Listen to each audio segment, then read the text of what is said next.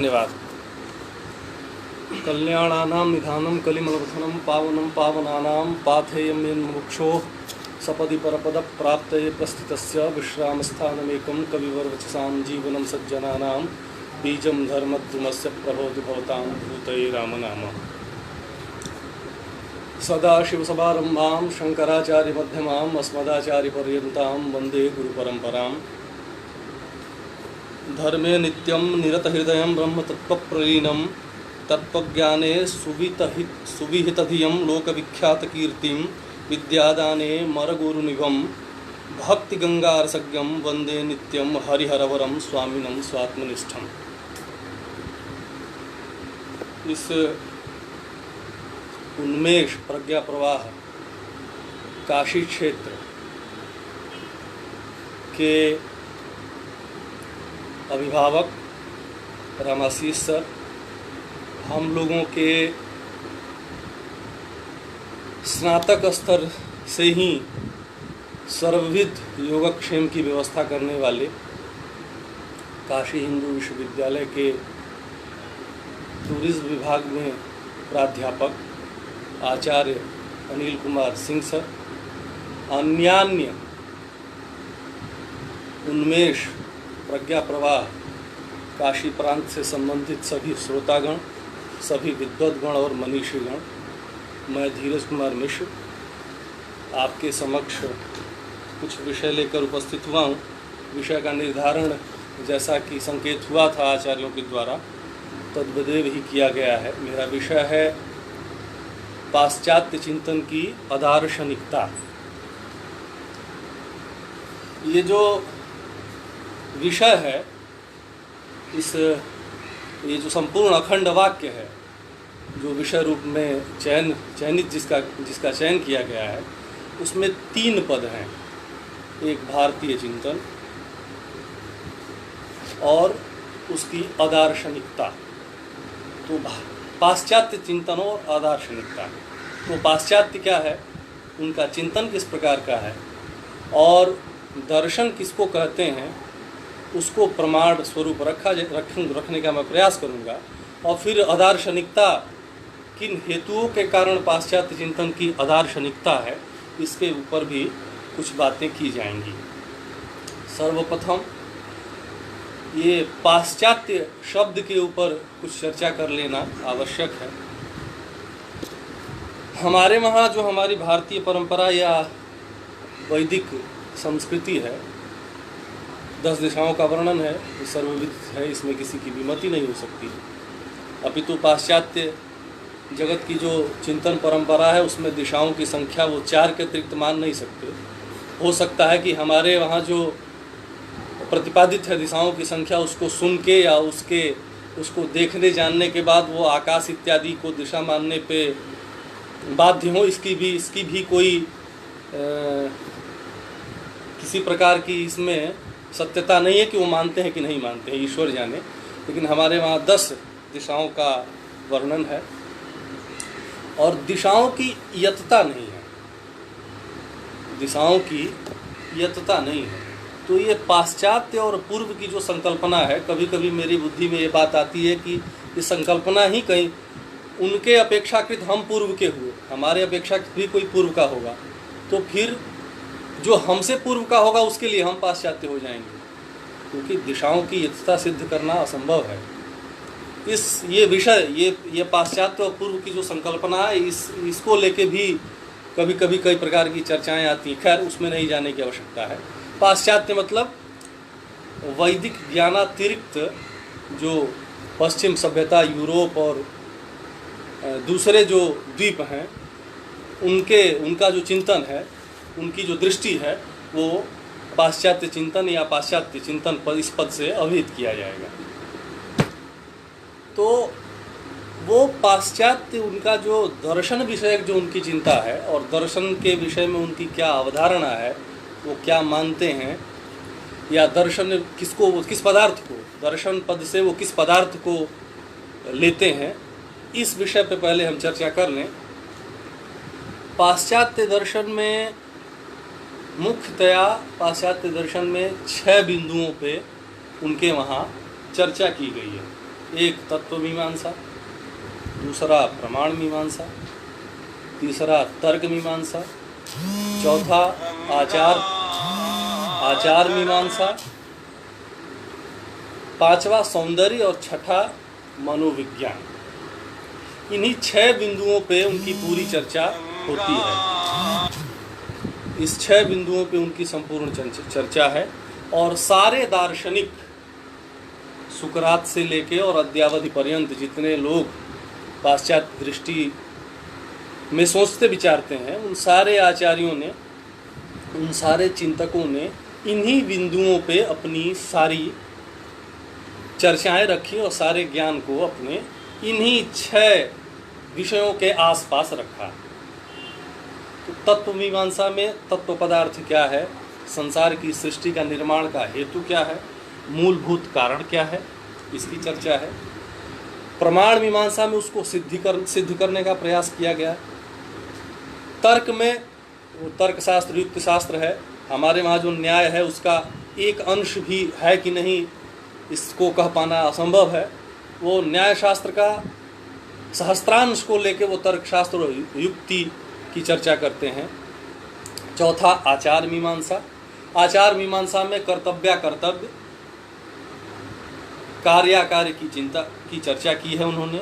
सौंदर्य मीमांसा के वो 2 भेद करते हैं। पहला वो सौंदर्य पदार्थ है क्या, सौंदर्य पदार्थ कहते किसको हैं, वो सौंदर्य किस रूप में उपस्थित होगा। और दूसरा वो भेद करते हैं सौंदर्य की सिद्धि।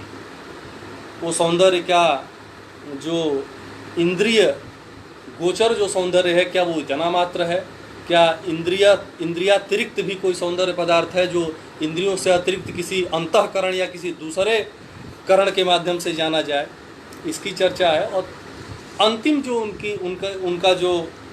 उनकी जो कसौटी है दर्शन की, वो अंतिम उनका विभाग है मनोविज्ञान।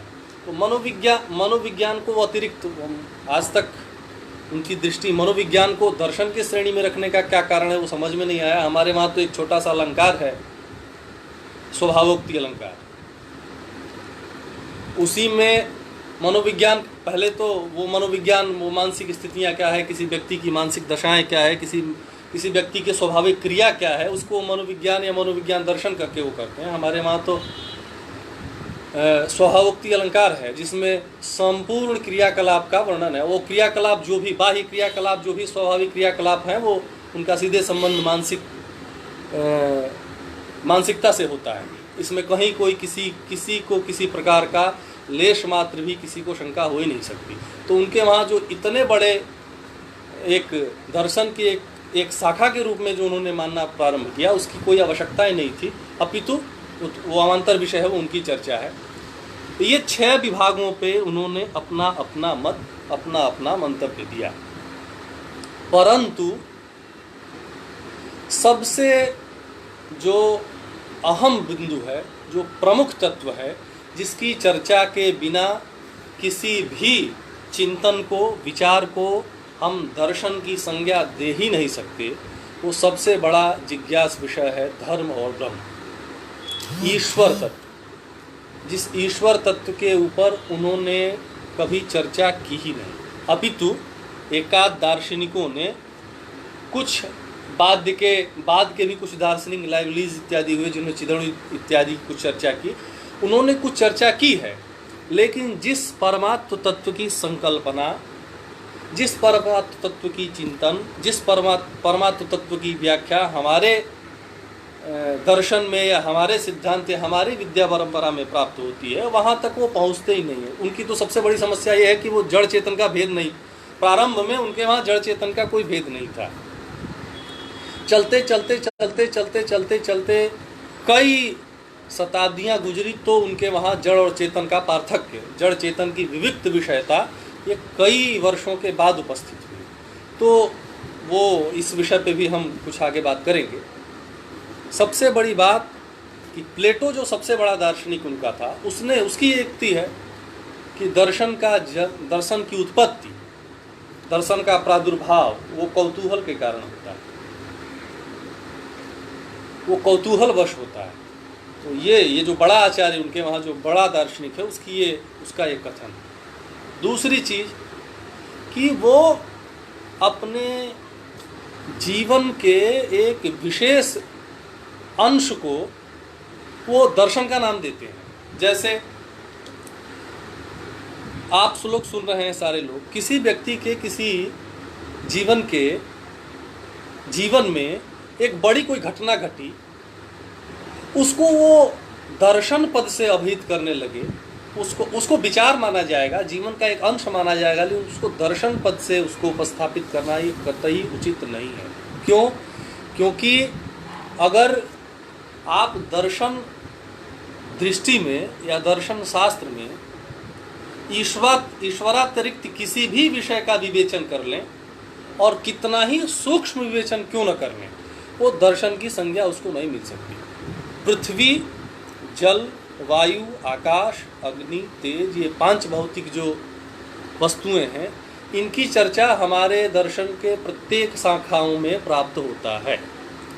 प्रत्येक शाखाओं में इनकी चर्चा प्राप्त होती है और सूक्ष्मतम विवेचन, एक एक पद का विवेचन, एक एक कण का विवेचन हमारे दर्शनों में प्राप्त होता है। परंतु उन सारे विवेचनों के पश्चात जिस परम लक्ष्य के प्राप्ति के लिए ईश्वर ने हमको मानव जीवन प्रदान किया, उसकी चर्चा न किए बिना पूर्णता प्राप्त ही नहीं हो सकती, पूर्णता हो ही नहीं सकती।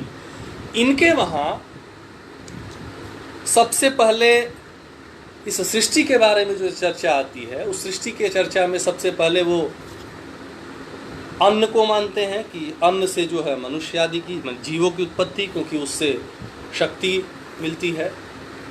वो अन्न स्थित कहाँ है? वो अन्न स्थित जल में रहता है। जल में मनुष्य के अतिरिक्त जो और जीव हैं उनकी भी संकल्पना उन्होंने मानी। फिर अग्नि से, तेज से, फिर वो जल को ही पृथ्वी की वो संकल्पना मानते हैं कि ये जल ही एक अवस्था में सूखते सूखते पृथ्वी का रूप धारण कर लिया। फिर उससे तेज की, फिर तेज से वायु की, ऐसी संकल्पना उनकी प्राप्त होती है। इस संकल्पना में हमारे वहाँ ये संकल्पना इनकी मतलब इनका जो चिंतन प्रक्रिया है, ये चिंतन प्रक्रिया चलते यहाँ तक पहुँचे।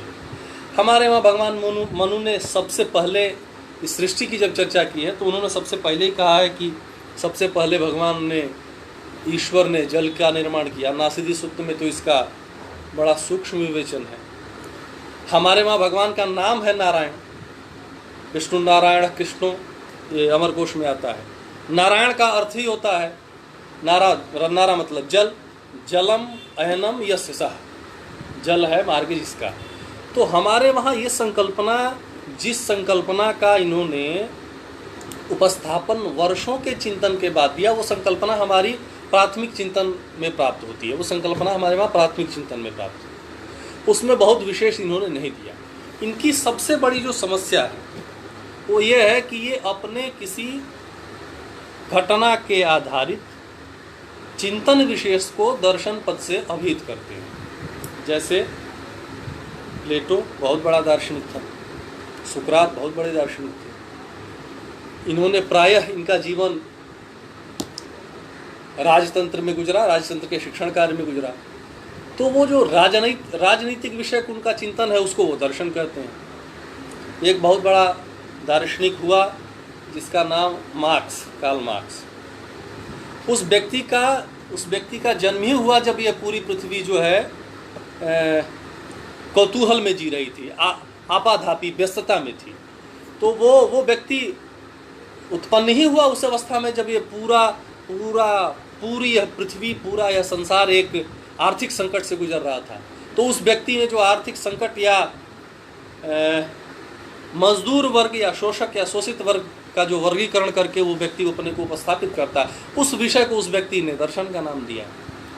अन्य ने ऐसे बहुत दार्शनिक हुए हैं जिन्होंने अपने विषय विशेष को, अपने दृष्टि विशेष के चिंतन को दर्शन का नाम देने का कार्य किया है। परंतु इस सब के बाद इसको हम दर्शन की संज्ञा नहीं दे सकते। जैसे कि जिस व्यक्ति को पीलिया हुआ हो, उस व्यक्ति को प्रायः पदार्थ पीतवत ही दृष्टिगोचर होते हैं। जिस व्यक्ति को सर्पदंश, किसी व्यक्ति को सर्प काट ले तो जैसे उस व्यक्ति को नीम जो होता है बड़ा कड़वा होता है, उसके पत्ते का भी स्वाद वैसा नहीं आता है जैसा उसका स्वाद है। किसी रोग विशेष में व्यक्ति को मधुरादि जो पदार्थ हैं उनका भी यथार्थ स्वाद ज्ञात नहीं होता है। तो अब अगर व्यक्ति कहे कि इस विषय विशेष को, इस काल विशेष को अगर व्यक्ति कोई दर्शन का नाम दे, दृष्टि, इसको हम दृष्टि कह सकते हैं, विचार कह सकते हैं, आंशिक रूप में इसको हम एक चिंतन कह सकते हैं, लेकिन दर्शन का नाम देना, इन तथ्यों को दर्शन का नाम देना ठीक नहीं है। क्यों? क्योंकि जब तक हमारा जीवन जन्म से लेकर मृत्यु पर्यंत जब तक हम जीते हैं तब तक ये मनुष्य की स्वाभाविक प्रक्रिया है, उत्तमोत्तम आनंद के प्रति व्यक्ति प्रयत्नशील रहता है। हम सदैव व्यक्ति जिस आनंद की प्राप्ति हमको हो चुकी है उस आनंद से अतिरिक्त किसी विशिष्ट आनंद के प्रति हमारी इच्छा होती ही होती है, इसमें कहीं कोई शंका नहीं है। यह प्रत्येक व्यक्ति के हृदय की आवाज़ है। आप प्रत्येक व्यक्ति से पूछिए, इवन मनुष्य तो मनुष्य, पशु भी जिस आनंद को प्राप्त कर चुका है उससे अतिरिक्त, उससे विशिष्ट आनंद के प्रति क्रियाशील रहता है, चिंतनशील रहता है, प्रयत्नशील रहता है। इसलिए यह जो प्रत्येक व्यक्ति के हृदय में उपस्थित होने वाला जो यह विचार है, उससे यह सिद्ध होता है कि ऐसा कोई आनंद है जिस आनंद के प्राप्ति के पश्चात हमको किसी अतिरिक्त आनंद की आवश्यकता नहीं हो सकती है। यह स्वतः प्रमाण है, इसमें कहीं किसी अतिरिक्त प्रमाण की आवश्यकता नहीं है।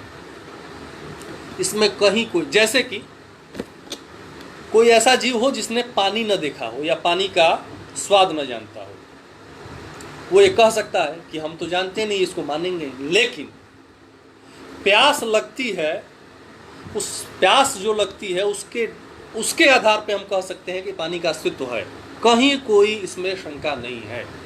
बुभुक्षा हमको है, प्राणी मात्र को बुभुक्षा होती है, उसके आधार पे यह स्वतः सिद्ध है कि भोज्य पदार्थ कुछ होता है, क्योंकि बुभुक्षा आपको है, आपके उदर में बुभुक्षा है। इस आधार पे भोज्य पदार्थ की, पिपासा के आधार पे जल पदार्थ की सत्ता स्वतः सिद्ध है, चाहे आपने जल का अनुभव किया हो या न किया हो। वैसे ही इस संसार में जिन जिन आनंदों का हम उपभोग कर चुके हैं, उन आनंदों के उपभोग के अतिरिक्त भी अगर हमारे हृदय में इस प्रकार का चिंतन उपस्थित होता है कि यदि कोई ऐसी वस्तु मिले जिसका आनंद कभी समाप्ति न हो, बहुत अच्छा, काशी के किसी अच्छे दुकान पे जाके और आप मिष्ठान्न का आनंद लीजिए, उस आनंद के लेने के पश्चात 2, 4, 5 मिनट के पश्चात वो आनंद समाप्त हो जाएगा। फिर कुछ दिनों के बाद इच्छा होगी कि हम चलते वहाँ और मिष्ठान्न का उपभोग करते। ये सतत प्रक्रिया है, ये इसमें प्रत्येक मनुष्य का आत्मा प्रमाण है, इसमें कहीं किसी विशेष प्रमाण की आवश्यकता नहीं है। ये जो स्थिति हमारे हृदय में उपस्थित हो रही है कि ऐसे किसी वस्तु की आवश्यकता है जिस वस्तु के प्राप्ति के पश्चात किसी अतिरिक्त वस्तु या अन्य वस्तु की आवश्यकता न हो, यह जो अनुभूति प्रत्येक व्यक्ति के हृदय में हो रहा है, यह अनुभूति ही सिद्ध करता है कि यह कोई सारे वस्तु के अतिरिक्त, सारे आनंद के अतिरिक्त किसी विशिष्ट आनंद की सत्ता है। उस आनंद का ही नाम ईश्वर है, ब्रह्म है, तत्व है, उसको आप जिस पद से कहिए। यहाँ तक का चिंतन पाश्चात्यों के पास है ही नहीं। वो अधिक से अधिक कोई वहाँ का आचार्य खूब राजनैतिक विषय चिंतन करता है, कोई खूब विज्ञान विषय चिंतन करता है, कोई बड़ा अभाव में चिंतन करता है, कोई क्रांतिकारी चिंतक है। उसमें अंततः किसी भी चिंतन में आकर परम जिज्ञास जो विषय है इस मनुष्य मानव जीवन का, उसके विषय में चर्चा है ही नहीं। अपितु सर्वथा इसका अभाव नहीं है, सर्वथा अभाव नहीं है।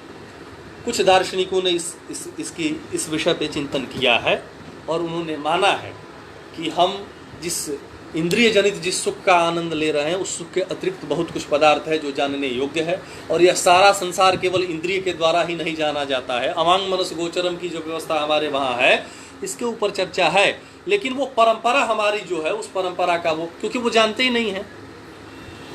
हमारे वहाँ 3 प्रमाण सामान्यतया जितने दर्शन हैं उन सारे दर्शनों के अपने अपने प्रमाण हैं, इसमें कहीं कोई शंका नहीं है। वेदांत 6 प्रमाण को मानता है, सारे अपने अपने प्रमाण हैं, लेकिन मुख्यतया 3 प्रमाणों की चर्चा होती है, प्रत्यक्ष, अनुमान और शब्द। उनके वहाँ इस प्रकार के या तो परंपरा अभाव माना जाए या उनकी चिंतन शक्ति का अभाव माना जाए, जो कहा जाए, उनके वहाँ इस प्रकार की कोई धारणा ही नहीं है। वो इस विषय पे इस सबसे बड़ी समस्या उनके वहाँ है कि वह परंपरा से वंचित है। अच्छा, परंपरा को मानते नहीं हैं। हम जब शब्द प्रमाण की बात करेंगे तो हमको वो कहेंगे कि ये क्या होता है, कैसे मान लिया जाए। अच्छा, मानिए व्यवहारिक दृष्टि में मान लिया जाए, कल्पना में क्या जा रहा है। मानिए कि 2 व्यक्ति हैं, जॉन और थॉमस। जॉन बहुत बड़ा टीचर है, थॉमस को अपने पुत्र का एडमिशन कराना है किसी शिक्षण संस्थान में, तो वो अपने मित्र से पूछेगा। उस मित्र ने जो उसको सलाह दिया उसको मानेगा। क्यों?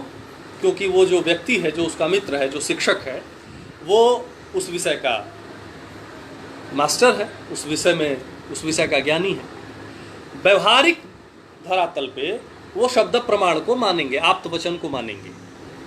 लेकिन हम जब वेद प्रतिपादित जो शास्त्र हैं उसमें जब हम आप्त वचन की चर्चा करेंगे और कहेंगे कि हमारे आचार्यों ने बताया कि ब्रह्म तत्व और परम तत्व नाम का विषय होता है, वो जब हम इसकी चर्चा करेंगे तो वो नहीं मानेंगे। तो सुविधा के अनुसार वो अपने चीज को मानेंगे। ये सामान्य जीवन में है। हम किसी वकील के पास जाते हैं तो ये पूरा प्रयास करते हैं कि देखें कि कौन सा वकील है जिसके 5 पीढ़ी से वकीली आ रही है। तो संप्रदाय को व्यवहार में, उस संप्रदाय को मानेंगे। लौकिक व्यवहार में जब उसी संप्रदाय को, उसी आप्त प्रमाण को जब हम शास्त्र सम्मत बताएंगे तो वो हमारी फिर वो टीका टिप्पणी करेंगे। वो अपने को नहीं देखेंगे कि हम उसी चीज को जो इन्होंने शास्त्र में बताया उसी चीज को हम व्यवहारिक जगत में मान रहे हैं। तो कई ऐसे विषय हैं जिन विषयों पे उनकी चर्चा अभी रह गई, जिन विषयों पे उनकी चर्चा अधूरी रह गई। उस चर्चा को वो सर्वथा उस चर्चा से वो वंचित रहे।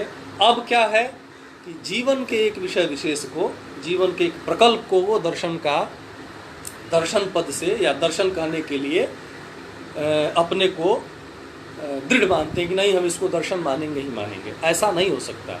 अगर इस चीज़ को हम दर्शन कहने लगेंगे, अभी तो ये प्रक्रिया हमारे वहाँ भी आई है, हमारे वहाँ भी एक प्रक्रिया आई है। हमारे वहाँ भी गांधी दर्शन, ओशो दर्शन, तो अन्यान्य विवेकानंद दर्शन, तो अन्यान्य जितने आधुनिक जितने विद्वान हैं सबको दर्शन की संज्ञा दी जाती है। ये सब दर्शन, ये वही कार्य है जो पाश्चात्य करते आए हैं। दृश्यते अनेन याथात्म्यम तद दर्शनम, जिससे वस्तु मात्र के सत्व स्वरूप का ज्ञान हो, वो उसको दर्शन कहा जाएगा। जितना ये चराचर जगत हमको इस ज्ञानेंद्रियों से जितना दिखाई देता है उतना ही नहीं है।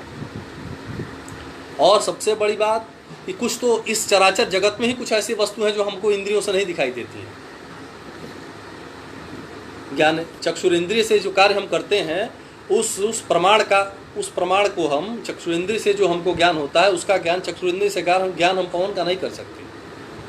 अन्य ऐसे बहुत वस्तुएं हैं जिनका हम ज्ञानेंद्रिय से नहीं कर सकते। इन विषयों के ऊपर उनकी संकल्पना या उनकी जो मान्यता है वो उनकी मान्यता हमारी मान्यताओं से एकदम उल्टा है। अच्छा, सबसे एक उनके जीवन का वो वो शरीर को ही आत्मा मानते हैं। वो एकदम देहात्मावादी उनकी दृष्टि है जो संभव ही नहीं है। वो पाश्चात्यों की जो सबसे शरीर को लेके पाश्चात्यों का जो चरम चिंतन है वो मन है। वो मानते हैं मन तक उनकी गति है कि मन परम तत्व है। हमारे वहाँ तो मन, अहंकार और बुद्धि, ये तीन पदार्थ है, उसके अतिरिक्त आत्म तत्व अतिरिक्त है। आत्म तत्व अतिरिक्त है, निर्विकार है, उसको हम बाध नहीं सकते। और जो हमारे यद पिंडे तद ब्रह्मांडे, हमारे वहाँ जो आत्म तत्व है वहीं पूरे चराचर जगत में वो परमात्मा भी वहीं है। अज्ञान या विद्या से हम उपहित है, जिसके कारण हम नहीं जान पाते हैं। सेम स्थिति, एकदम यही स्थिति उनकी है। अज्ञानी व्यक्ति जैसे अविद्या से व्याप्त होने के कारण सत्य को नहीं पहचान पाता है, उनकी स्थिति। लेकिन हमारे वहाँ दर्शन में ये व्यवस्था नहीं है। हमारे दार्शनिक चिंतन परंपरा में अविद्या का अलग व्याख्यान, परम तत्व का अलग व्याख्यान, और इन दोनों के अविद्या के नाश और परम तत्व के प्राप्ति का व्याख्यान है। उनके वहाँ ये संभव, उनके वहाँ ये प्रक्रिया, ये प्रकल्प नहीं है। वो जीवन के दृष्टि विशेष को दर्शन मानते हैं। ये वैसे ही है। अच्छा, अब प्रश्न उठता है कि जब हमारी चिंतन प्रणाली इतनी लंबी चौड़ी है, तो फिर वो हमारी चिंतन प्रणाली को मान के और इसके अनुरूप कुछ क्यों नहीं चर्चा उन्होंने शुरू कर दिया। तो ये वैसे ही है जैसे आपके घर में कोई चींटी हो और उसने एक नमक का टुकड़ा अपने दांत में उठा लिया और चलते चलते एक मिश्री के ढेले पे, आपके घर में मिश्री पड़ा, उस मिश्री के ढेले पे वो चढ़ जाए, तो जब तक वो नमक का टुकड़ा अपने मुंह से नहीं निकालेगी तब तक मिश्री का तत्व वो जान नहीं सकती, वो मधुरत्व का अनुभव उसको हो नहीं सकता। वही स्थिति पाश्चात्यों के पास है। उनकी सबसे बड़ी समस्या है कि अगर हम ये वैदिक धर्म और वैदिक परंपरा का जो ज्ञान है उसको हम मान लेंगे, तो फिर हमारा तो कोई अस्तित्व ही नहीं बचेगा, हम तो कहीं कुछ रह ही नहीं पाएंगे। तो वो मिश्री, वो उस चींटी की तरह है, जो पाश्चात्यों का चिंतन उस चींटी की तरह है कि जो अपने मुंह से नमक को निकालना ही नहीं चाहती। जब तक वो नमक को निकालेंगे नहीं तब तक वो मधुरत्व को जान नहीं सकते। ज्ञान, इंद्रिय जन्य जो ज्ञान है वो सही भी होता है और गलत भी होता है। जरूरी नहीं है कि सारे इंद्रिय जनित ज्ञान गलत ही हो, परंतु वो ज्ञान है किसका निर्भर इसके ऊपर करता है। कभी कभी प्रत्यक्ष ज्ञान भी उचित नहीं होता है। कभी कभी आँख से, जैसे सीपी के साथ जो होता है, सीपी को देख के हमको रजत का भ्रम होने लगता है, वो प्रत्यक्ष है, आँख से दिखता तो है लेकिन वो प्रत्यक्ष होता नहीं है। जब जाके हम नज़दीक पहुँचते हैं तो वो अयथार्थ होता है। तो इसलिए हमारे वहाँ इंद्रिय लभ्य, जो इंद्रियों से जो प्राप्त होने वाला ज्ञान है उसको कभी यथार्थ का संज्ञा नहीं दिया गया, यथार्थ उसको नहीं माना गया। वेद प्रतिपादित आप्त पुरुषों के द्वारा प्रतिपादित जो ज्ञान है उसी के आधार पर चिंतन करने की आवश्यकता और चिंतन करने की प्रणाली हमारे वहाँ दी गई, और उसको प्राप्त करके, उस प्रणाली का अवलंबन करके, उस मार्ग का आश्रयण करके बहुत लोगों, हजारों असंख्य लोगों ने परम तत्व की प्राप्ति की है। इसमें कहीं कोई शंका नहीं है। भगवत पाद जैसा व्यक्ति हजारों स्थलों पर जब परमानंद की उस ब्रह्म तत्व की व्याख्यान करते हैं, हजारों उदाहरण आपको मिलेंगे। जो फिर वो जब आप आप्त पुरुष की बात की चर्चा आएगी तो हमारी तो श्रद्धा है, हम तो इसको मानते हैं, लेकिन वो अश्रद्धालु हैं। अच्छा, वो अश्रद्धालु के साथ साथ वो हमारे धर्म ग्रंथों के प्रति, हमारे परंपराओं के प्रति अश्रद्धालु हैं और द्वेषी भी हैं, जिसके कारण वो उस चीज़ को मानते नहीं। कभी भी हमारे वेद प्रतिपादित भारतीय ज्ञान परंपरा में प्रतिपादित जो तत्व है उस तत्व को कभी न वो मानते हैं न वो कभी मानेंगे। ये सर्वांश में लागू नहीं होता। कुछ लोग ऐसे हैं जो इसके प्रति आस्था रखते हैं, वो मानते हैं, परंतु सभी लोग इस प्रकार की दृष्टि नहीं रखते। उनके अब जितने आचार्य उनके वहाँ हुए, मार्क्स को ले लीजिए, बहुत बड़ा दार्शनिक है। उस व्यक्ति के जीवन में जो घटनाएं घटी, अभाव का जीवन काल रहा, क्रांति का समय था, तो वो अभाव का जो काल रहा और क्रांतियां जो उस व्यक्ति ने जीवन में देखी, उन क्रांतियों को आधार बना के उस व्यक्ति ने उसको दर्शन मानने का या दर्शन पद से उसको अभिहित करने का प्रयास किया, उसको उसने दर्शन बताया। परंतु केवल यदि सूक्ष्म स्थूल वस्तुओं के कण कण का ज्ञान, प्रत्येक पद पद का ज्ञान, अक्षरशः जल में कितने तत्व हैं, वायु में कितने तत्व हैं, हमारा जन्म किस लिए हुआ है, हम किस लिए आए हैं, हमारा कर्तव्य क्या है, क्या हमारा कार्य इतना ही है, इन विषयों का जो ज्ञान है या इन विषयों के ऊपर जो की गई चर्चा है, यह चर्चा जब तक पूर्णता को प्राप्त न करे, जब तक यह उस ईश्वर के प्रति पर्यवसित न हो, तब तक इसको दर्शन की संज्ञा देना या इसको दर्शन करना सर्वथा अनुचित है। हमारे वहाँ तो भागवत महापुराण में एक जगह आता है कि जिसके अंक में यह लोग सिर रखकर घोर निद्रा में सो जाए, घोर निद्रा में निर्मुक्त होकर बिना किसी चिंता के सुख की प्राप्ति करे, उसी वही ब्रह्म आराध्य है, वही तत्व जिज्ञासा है, वही तत्व ज्ञेय है। उसके अतिरिक्त किसी विषय वस्तु की संकल्पना या किसी विषय वस्तु की चर्चा जो है वह केवल आपको इस पांच भौतिक संसार तक ही सीमित रखेगा। यहाँ तक पहुँचने की शक्ति या यहाँ तक पहुँचने का समर्थ उनके पास न कभी था न कभी है। और इस समय अपितु ईश्वरादि तत्व को मानना, ईश्वर की संकल्पना, धर्म की संकल्पना, संप्रदाय की संकल्पना उनके वहाँ भी है, परंतु जिस परंपरा से हमको जो प्राप्त है, हम जिस परंपरा को मानते हैं या विशुद्ध परंपरा जो हमको प्राप्त है वो उनको नहीं है। एक जगह ब्राह्मणों के अपौरुषेयता की सिद्धि के लिए जब आपस्तम सूत्र में मिलता है कि मंत्र ब्राह्मण नामधेय वेदः, इसको ब्राह्मण ग्रंथ को कुछ लोग वेद मानने के लिए जब नहीं तैयार होते हैं तो वहाँ एक संप्रदाय को लेके एक सूत्र है, तुल्यम सांप्रदायिकम, परंपरा प्राप्त जो ज्ञान होता है वो तुल्य होता है। तो ये जो ब्राह्मण ग्रंथ है वो परंपरा प्राप्त है, वो तुल्य है, उनको वेदवत ही माना जाए। तो हमारे वहाँ संप्रदाय की जो कल्पना है और आप्त पुरुषों की जो कल्पना है, उस कल्पना के बिना वो उस परम जिज्ञास वस्तु या उस परम तत्व की या ईश्वर की सिद्धि या उस ईश्वर के प्रति अभिप्रेरणा हो ही नहीं सकती, संभव ही नहीं है। क्योंकि आपकी उनकी कल्पना ही बस इतनी है। जो आचार्य उनके वहाँ राजनैतिक दृष्टिकोण से पृष्ठभूमि से रहा, वो राजनैतिक विषय चिंतन करता रहा। जो उनका दार्शनिक अभावग्रस्त जीवन जिसका रहा, वो अभावग्रस्त जीवन में वो उसकी दृष्टि उतनी ही रही। जो व्यक्ति यत् किंचित पंच ज्ञानेंद्रियों के अतिरिक्त कुछ जानने का प्रयास करता रहा, वो व्यक्ति वहाँ तक गया। कुछ लोग सत की चिंतन में, कुछ आचार्य उनके वहाँ कुछ आचार्य ऐसे रहे जिन्होंने चेतन और जड़ इन दो पदार्थों में भेद ही नहीं स्वीकार किया। हमारे वहाँ तो 84 लाख योनियों की संकल्पना पृथक पृथक है।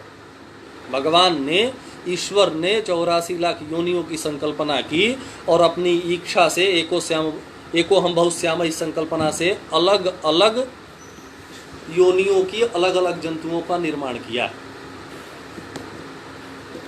जंतु नाम न दुर्लभम परमतः, ये विवेक चूड़ामणि एक ग्रंथ है भगवत पाद की, उसमें उन्होंने कहा कि मनुष्यों, जंतुओं में, इस प्राणियों में सबसे बड़ा जो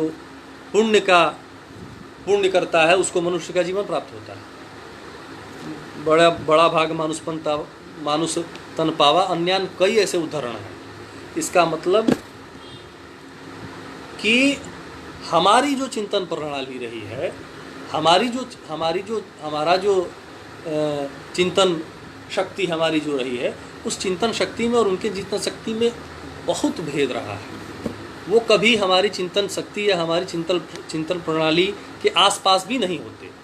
अपितु उनकी जो प्रणाली है वो सूक्ष्म पदार्थों का चिंतन, जो इंद्रिगोचर हो रहा है, दृष्टिगोचर हो रहा है, जो आपके ज्ञान में आ रहा है, बस उसका चिंतन उनके पास है। उसके अतिरिक्त अतीन्द्रिय तत्व के बारे में वो जानते ही नहीं और न वो मानने को तैयार है। कुछ लोगों ने कुछ प्रयास किया, कुछ आचार्यों ने कुछ आचार्यों ने ऐसा माना कि ईश्वर नाम का पदार्थ है, ऐसा कोई सृष्टि में पदार्थ है जिस पदार्थ की संकल्पना के बिना, जिस पदार्थ के ज्ञान के बिना हम अपूर्ण हैं, ऐसी संकल्पना आई, तथापि वह संकल्पना पूर्ण नहीं हो पाई, किसी ने उसको सिद्ध नहीं कर पाया। हमारे वहाँ हजारों ऐसे आचार्य हैं जिन आचार्यों ने इसको सिद्ध किया। बृहदारण्यकोपनिषद में एक कथा आती है, एक ऋषि थे जिनकी 2 पत्नियां थीं, कात्यायनी और मैत्रेयी। तो अंतिम अवस्था में ऋषि ने अपने दोनों पत्नियों को बराबर बराबर अपनी संपत्ति का विभाजन करके उनको सौंप दिया। उसके बाद मैत्रेयी जो उनकी दूसरी पत्नी थी, वो भौतिक पदार्थों से संतुष्ट नहीं हुई, उनकी जिज्ञासा कुछ और थी। फिर उन्होंने अपने पति से कहा कि महाराज, जो आप जिन वस्तुओं को आपने मुझे दिया है, क्या उन वस्तुओं को प्राप्ति के अनंतर मुझे सुख प्राप्त होगा? तो उस ऋषि ने उत्तर दिया कि ये वैसे ही है, इन वस्तुओं से तुमको उतना ही सुख मिलेगा जितना कि यह जगत तुमको सुख देता है। यानी क्षणभंगुर जब तक ये वस्तुएं रहेंगी और जब तक अनुपभुक्त वस्तु के प्रति ही जिज्ञासा होती है, जब जिस वस्तु का ज्ञान हमको हो जाता है, उस वस्तु के प्रति जिज्ञासा समाप्त हो जाती है। इस विषय को जब मैत्रेयी ने सुना तो फिर वो अपने पति के पास बड़े विनम्र भाव से बोली कि मुझे तो इसकी आवश्यकता ही नहीं है, मैं इसको प्राप्त करके क्या करूँगी, इन वस्तुओं की कोई आवश्यकता नहीं। तब जब इन्होंने ये भाव देखा उस ऋषि, तो फिर मैत्रेयी को उस ऋषि ने ब्रह्म विद्या का ज्ञान दिया। ब्रह्म विद्या का पूरा उनको सारी चीज़ों को बताया, फिर उनको पूर्ण ज्ञान हुआ और फिर वो परलोक को गई और उनको परम तत्व की प्राप्ति हुई। हमारे वहाँ पग पग पर उस परम तत्व के, उस परम विषय की चर्चा है। बहुत बड़े महाकवि कालिदास ने 10वें सर्ग में, जिसमें भगवान का अवतार होता है रघुवंश में, वहाँ कहा है इस विषय को लेकर कि जितनी वस्तुएं, जितने प्रकल्प, जितने मार्ग, ज्ञान की जितनी धाराएं, चिंतन की जितनी धाराएं, वो सब अंततः उस पर ब्रह्म में ही जाके समाहित होती हैं। अंततः जाके उन सारे तत्वों का पर्यवसान उसी परम तत्व में होता है। क्योंकि मार्ग अनेक है। हमारी जो दर्शन परंपरा है, उस दर्शन परंपरा में बहुत मार्ग है। पाश्चात्यों के वहाँ भी के अनेकों मार्ग हैं, लेकिन पाश्चात्यों का जो मार्ग है वो वहाँ तक पहुँच नहीं पाता जिसकी संकल्पना भारतीय परंपरा या भारतीय चित्त दर्शन शास्त्र में है। कालिदास ने कहा कि बहुधा प्यागमैर्भिन्ना पंथान सिद्ध हेतवः त्वय्येव निपतन्ति योगा जाह्नवीया इवार्णवे। सिद्धि के जितने मार्ग हैं वो सब उस परम तत्व में ही जाके समाहित होते हैं। अपितु ज्ञान मार्ग के, आगम के, जो हमारी चिंतन परंपरा है, उसके बहुत सारे मार्ग हैं, तथापि वह सब उस परम तत्व में जाके विलीन होते हैं। परम तत्व में जाके उनको शांति प्राप्त होती है, जैसे कि हजारों नदियाँ अंततः जाके समुद्र में पर्यवसित होती हैं, समुद्र में जाके मिलती हैं। तो ये जो संकल्पना हमारे वहाँ है, वो संकल्पना उनकी कभी थी ही नहीं और न कभी होगी। कुछ अंश में जिन आचार्यों ने उनके वहाँ चर्चा की ईश्वर की या परम तत्व की, अतीन्द्रिय विषय की, जिसकी कुछ चर्चा की, वो उनकी चर्चा भी अपूर्ण है, वो कभी सिद्ध नहीं कर पाए या वो कभी दिखा नहीं पाए कि हाँ हमको तत्व प्राप्ति हो गई है। लेकिन हमारे वहाँ ऐसे हजारों आचार्य मिलेंगे जिन आचार्यों ने सिद्ध किया कि इस इंद्रियों से प्राप्त होने वाला जो ज्ञान, उसके अतिरिक्त बहुत कुछ ज्ञान है जिसको हम जानते नहीं, और आत्म अनुभव के बल पे ये सिद्ध कर दिया कि ईश्वर नाम का पदार्थ होता है। और हम जो ये तो हमारे वहाँ एक छोटी सी किताब है हितोपदेश, उसमें कई जगह वर्णन आया है। आयु कर्म च वित्तम च विद्या धर्मे वच पंचैतानि विसर्जन्ते गर्भस्थ शैव देहिना। आयु, कर्म, वित्त, विद्या, ये सारी चीज़ें जब माँ के गर्भ में जातक होता है तभी उसी समय निश्चित हो जाता है। तो ये परंपरा प्राप्त जो ज्ञान है, जब तक इस ज्ञान का आश्रयण वो नहीं करेंगे पाश्चात्य चिंतक, तब तक उस परम तत्व तक पहुंचना असंभव है, क्योंकि उनका चिंतन भौतिक, पांच भौतिक पदार्थ तक ही सीमित है। वो इसके अतिरिक्त तो सोच ही नहीं पाते। और कोरी कल्पना, शुद्ध मानसिक विचारों को आधारित बना के जो कल्पनाएं की जाएंगी, या हम किसी जीवन के विशेष प्रसंगों को लेके हम चिंतन जो करेंगे, उस चिंतन को अगर हम दर्शन पद से अभिहित करने का प्रयास करेंगे तो सर्वथा अनर्थ होगा, क्योंकि ब्रह्म तत्व या ईश्वर तत्व के या पूर्ण ज्ञान, पूर्ण आनंद के अतिरिक्त किसी विषय की संकल्पना या किसी चिंतन की संकल्पना पूर्णता को प्राप्त हो ही नहीं सकती। अंततः पर्यवसित वह हमारे वहाँ कोई भी ज्ञान, हमारे वहाँ का जो छोटा, हमारे वहाँ दैनिक दिनचर्या, ग्रामीण परिवेश में जो छोटे छोटे पूजा पाठ या जो प्रकल्प होते हैं परंपराओं में, वो प्रकल्प भी, लौकिक प्रकल्प भी अंततः ईश्वर तक पर्यवसित होते हैं। ईश्वर के अतिरिक्त हमारे वहाँ किसी की संकल्पना ही नहीं है। भागवत महापुराण में एक जगह आया है कि भगवत नाम संकीर्तन में इतनी शक्ति है कि उतना मनुष्य पाप करने के लिए, मनुष्य में उतनी पाप करने की शक्ति नहीं है जितनी भगवत के नाम संकीर्तन में पाप को समाप्त करने की शक्ति है।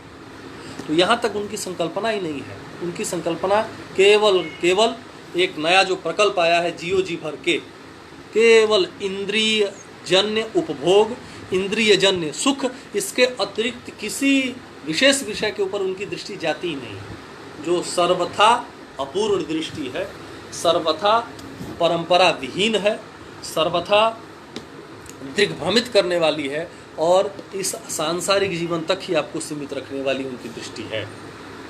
इसलिए बुद्धि विवेक या अपने जीवन के किसी विशेष परिस्थिति विषयक जो चिंतन है, उस चिंतन को हम दर्शन का नाम दें या उस चिंतन को हम दर्शन शब्द से कहें, ये कभी भी उचित नहीं है। हमारे वहाँ जड़ जगत के प्रत्येक तत्वों का विवेचन हमारे वहाँ दर्शन में होता है, पर ऐसा कोई वेदांत हो, दर्शन, न्याय हो, मीमांसा हो, सभी दर्शनों में जड़ वस्तु का चिंतन है। परंतु इस जगत के प्रत्येक पांच भौतिक प्रपंचों का सूक्ष्मतम विवेचन करने के पश्चात अंततः वह विवेचन का कर्म ब्रह्म तत्व और परम जिज्ञास विषय तक पहुंचता है। पाश्चात्यों का चिंतन प्रारंभ भी इस जड़ जगत से होता है और अंतिम उनकी स्थिति भी जड़ जगत तक ही रह जाती है।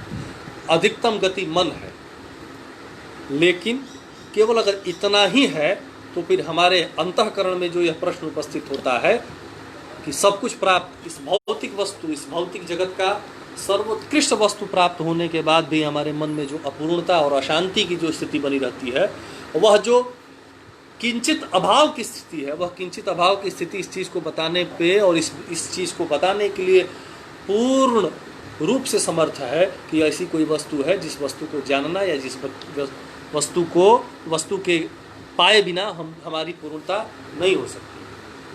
ऐसे बहुत सारे प्रकल्प हैं जिन प्रकल्पों के ऊपर चर्चा की जाए तो ये सिद्ध हो जाएगा कि पाश्चात्य दार्शनिकों का जो चिंतन है वो केवल इस जगत तक सीमित है। कुछ आचार्यों ने जो इस जगत के अतिरिक्त कुछ चर्चा करने का प्रयास किया, उनका चर्चा भी, उनका चिंतन भी उस पूर्ण तत्व को नहीं प्राप्त कर पाया और उनकी संकल्पना हमारे वहाँ से ही है। बहुत सारे ग्रीक और यूनान और ग्रीस और यूनान के बहुत सारे ऐसे आचार्य हुए हैं जिन आचार्यों ने हमारे वहाँ उपनिषदों इत्यादि के जो ट्रांसलेशन संस्करण हैं उन संस्करणों को पढ़ा और मुझे तो लगता है कि हो सकता है कहीं 19 अपितु ये चिंतन की प्रक्रिया वो स्वाभाविक है, इसमें कहीं कोई शंका नहीं है। प्राणी चिंतनशील है। हो सकता है कि यह जड़ जगत के अतिरिक्त चिंतन का भाव उनके मस्तिष्क में स्वतः आया हो, लेकिन इसमें भी हम इसको भी नहीं मना कर सकते कि हमारे वहाँ के जो अनुदित ग्रंथ रहे उन अनुदित ग्रंथों को देखने के बाद उनके वहाँ ये चिंतन उपस्थित हुआ हो, या अगर ये चिंतन आया भी हो तो उस चिंतन की विशदता जो हुई वो हमारे वहाँ अनुदित ग्रंथों को पढ़ने के बाद हुआ। इसमें भी कुछ सत्यता हो सकती है, इसको हम नकार नहीं सकते। ऐसे बहुत सारे प्रसंग हैं जिन प्रसंगों के आधार पे ये कहा जा सकता है कि पाश्चात्यों का जो चिंतन है वह विचार मात्र है, इस जड़ जगत तक सीमित है, अतएव उनको दर्शन पद से अभिहित करना, उस चिंतन को, व्यक्ति के जीवन विशेष के किसी घटना को दर्शन का नाम देना ये सर्वथा अनुचित है। इसके लिए किसी प्रकार का कोई तर्क नहीं है जिस तर्क से सिद्ध किया जा सके कि यह दर्शन है, जब तक कि उस चिंतन प्रणाली का पर्यवसान उस परम तत्व ब्रह्म तत्व तक न हो। अन्यान्य बहुत सारे तर्क उपस्थापित किए जा सकते हैं, परंतु यथामति यथा बुद्धि, हम लोग बहुत छोटे बुद्धि के लोग हैं, जितना गुरुजनों से प्राप्त हुआ और जितनी बुद्धि और जितना सामर्थ्य, उस सामर्थ्य के अनुरूप हमने उपस्थापित करने का प्रयास किया। इस प्रयास में कहीं कोई मेरे से त्रुटि हुई हो, मेरे से कोई अनवधान हुआ हो, कुछ अतिरिक्त हमने कहा हो, इसके लिए सबसे क्षमा प्रार्थी हूँ। पुनः एक बार मैं उन्मेष प्रज्ञा प्रवाह के आयोजकों के प्रति, खासकर अनिल सर के प्रति, डॉक्टर अनिल कुमार सिंह सर जो इस समय BHU के टूरिज्म विभाग में कार्यरत हैं, जो हमारे बाल्यावस्था के अभिभावक रहे, हम लोग जब स्नातक में आए थे तभी से उनका मार्गदर्शन हम लोगों को प्राप्त रहा, उनके प्रति पुनः अपनी कृतज्ञता निवेदित करता हूं कि आपने मेरे जैसे अनधीत धी व्यक्ति को यह अवसर प्रदान किया। इसके लिए आप सबको पुनः एक बार साधुवाद, धन्यवाद। आप सबके चरण कमलों में अपनी वाक पुरस्पर प्रणति विनिधित करता हुआ अपने वाणी को विराम देता हूँ। धन्यवाद।